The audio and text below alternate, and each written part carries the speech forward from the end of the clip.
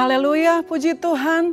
Hari yang baru yang Tuhan berikan kepada kita dengan semangat baru, dengan berkat-berkat baru. Sebelum kita memulai setiap aktivitas sepanjang pagi ini, kita akan mendasari semuanya dengan firman Tuhan yang saya beri judul, Yesus mengerti kesedihanmu. Di dalam Markus 14 ayatnya yang ke-34 berkata demikian. Lalu katanya kepada mereka, hatiku sangat sedih seperti mau mati rasanya.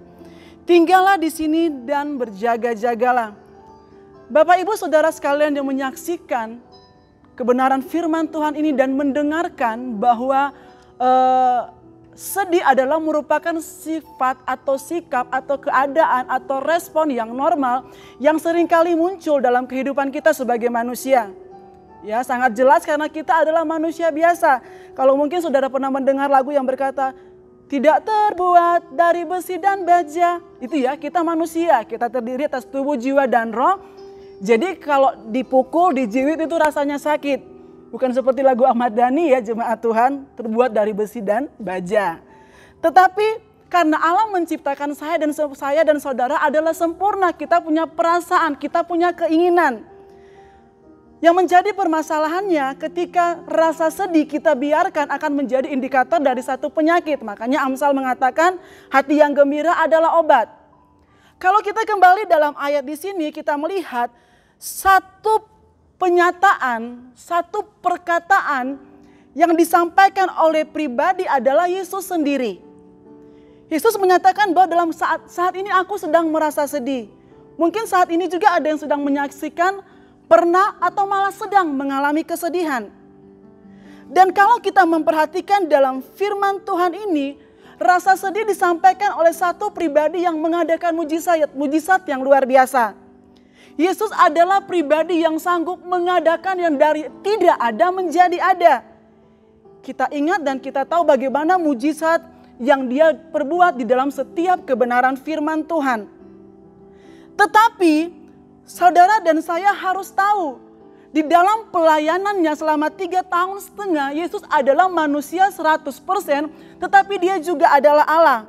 Penegasannya dapat kita lihat di dalam Ibrani pasalnya yang keempat, ayatnya yang ke-15 berkata, sebab imam besar yang kita punya bukanlah imam besar yang tidak dapat turut merasakan kelemahan-kelemahan kita. Sebaliknya sama dengan kita ia telah dicobai hanya tidak berbuat dosa. Ayat 16. Sebab itu marilah kita dengan penuh keberanian menghampiri takhta kasih karunia supaya kita menerima rahmat dan menemukan kasih karunia untuk mendapatkan pertolongan kita pada waktunya. Jadi jelas ya dalam Ibrani mengatakan kenapa Yesus bisa mengatakan aku sangat sedih. Seperti mau mati rasanya. Seseorang atau bahkan kita pernah mengalami keadaan yang sangat sedih. Dan kemudian kita kadang-kala mengatakan tidak ada jalan keluar seperti mau mati rasanya. Ada faktor pemicu yang membuat kita merasa sedih. Benar tidak? Entah itu faktor ekonomi, faktor keuangan yang benar-benar menghimpit kita, atau faktor rumah tangga, atau ada konflik dengan masyarakat di sekitar kita, bahkan mungkin yang sedang terjadi saat ini di negara kita dengan pandemi yang ada. Itu bisa membuat kita sedih. Tetapi saudara bisa melihat dan membaca dalam ayat-ayat berikutnya, saat itu Yesus merasa sangat sedih karena dia harus berhadapan dengan apa yang harus dia kerjakan bagi keselamatan manusia. Sebagai manusia saat itu, Yesus mengalami kesedihan. Tetapi coba kita akan belajar, kita melihat apa yang harus kita lakukan dan kita pelajari ketika saya dan saudara sebagai manusia normal mengalami kesedihan. Saya baca lagi, lalu katanya kepada mereka, hatiku sangat sedih seperti mau mati rasanya. Saudara perhatikan, Yesus sebagai manusia, dia mengakui keberadaan dirinya. Ya saudara, dia sedang sedih, dia katakan saya sedang sedih. Kadangkala kita sebagai manusia supaya kita kelihatan kuat, bahwa kita ingin supaya dilihat orang kita adalah seseorang yang benar-benar mampu menghadapinya, kita nggak jujur dengan keadaan kita sendiri.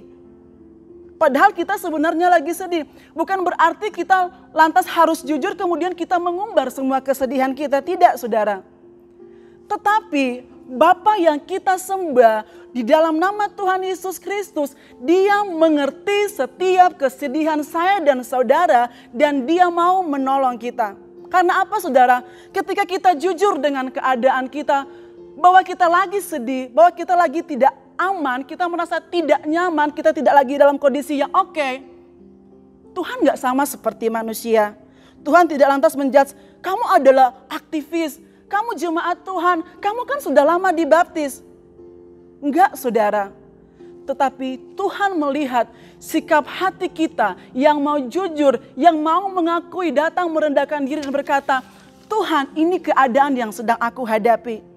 Jadi saudara, kita lihat di sini bahwa sikap hidup kita ketika kita merasa sedih, kita harus jujur dulu dengan keadaan kita, mengakui kelemahan kita. Karena Rasul Paulus mengatakan, di mana aku lemah, justru di situ kuasa Tuhan, kekuatan Tuhan terjadi. Kemudian hal yang kedua yang Yesus kerjakan adalah dalam ayat yang ke-35, Ia maju sedikit merebahkan diri ke tanah dan berdoa supaya sekiranya mungkin saat itu lalu daripadanya. Yang Yesus lakukan, pertama saudara apa tadi? Dia jujur katakan bahwa aku lagi merasa sedih. Ada satu pengakuan. Dan yang kedua adalah berdoa. Waktu kita punya rutinitas yang tetap ya saudara, sebelum dengan keadaan yang terjadi. Kita sudah menyusun, oh jam segini saya harus berdoa, jam segini saya harus bekerja, jam segini, karena ada rutinitas yang tersusun. Tetapi ketika semuanya secara sepertinya tidak beraturan, apa-apa semuanya sama, mungkin saya atau saudara bisa melihat, mengaca, masihkah kita punya jam-jam doa tertentu untuk kita mencari hadirat Tuhan.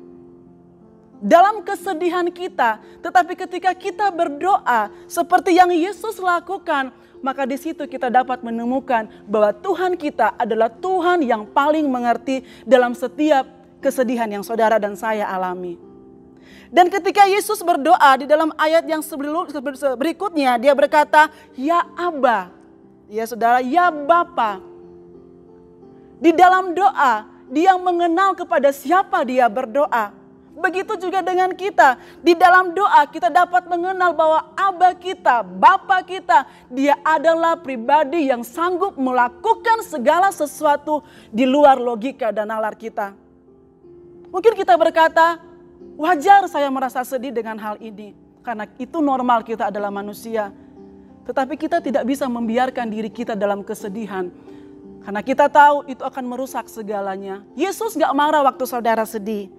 Tetapi Yesus ingin ketika engkau dan saya sedang merasa sedih, percaya Yesus mengerti dan Yesus siap memberikan jalan keluar. Asalkan apa saudara? Mari mengaku datang kepada Tuhan, jujur dengan keadaan kita, jujur dengan kondisi kita. Ketika kita jujur bukan berarti kita lemah, kita cengeng, tetapi kita belajar mau bergantung kepada kasih karunia Tuhan. Ketika kita sudah jujur, mari beranikan diri mendekati takhta kasih karunia Dia. Lewat doa kita, lewat penyembahan kita, maka perkara yang luar biasa Tuhan kerjakan bagi saya dan saudara. Sebab itu, siapapun yang menyaksikan, mari buka hatimu, bawa hidupmu, jemaat Tuhan semua yang ada, kita mau datang kepada Tuhan karena kita tahu bahwa Allah paling mengerti kondisi kesedihanmu dan saat-saat ini apa yang sedang engkau alami. Karena Dia tidak pernah membiarkan kita sendiri. Imam besar agung yang kita miliki, Dia tahu kelemahan kita dan Dia siap memberikan pertolongannya tepat pada waktunya. Sebab itu mari kita berdoa, kita datang kepadanya.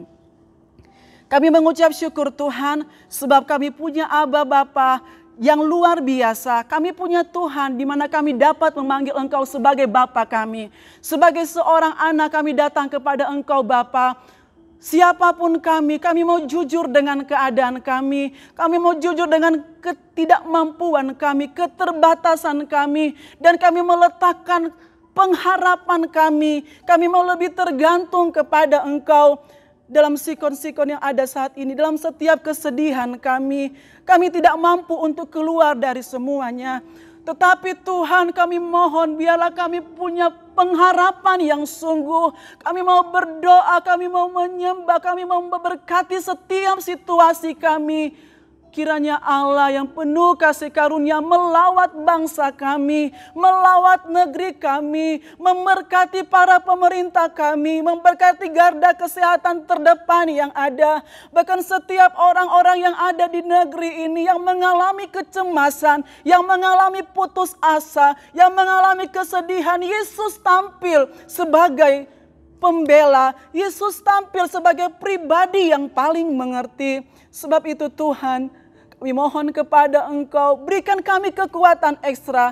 Umat-umat-Mu, jemaat CLTW Temanggung yang ada, dimanapun mereka berada menyaksikan, menerima firman Tuhan. Berikan mereka penghiburan, berikan mereka kekuatan bahwa Allah yang kami sembah adalah Allah yang mengerti kesedihan kami dan sanggup memberikan jalan keluar dan pertolongan tepat pada waktunya.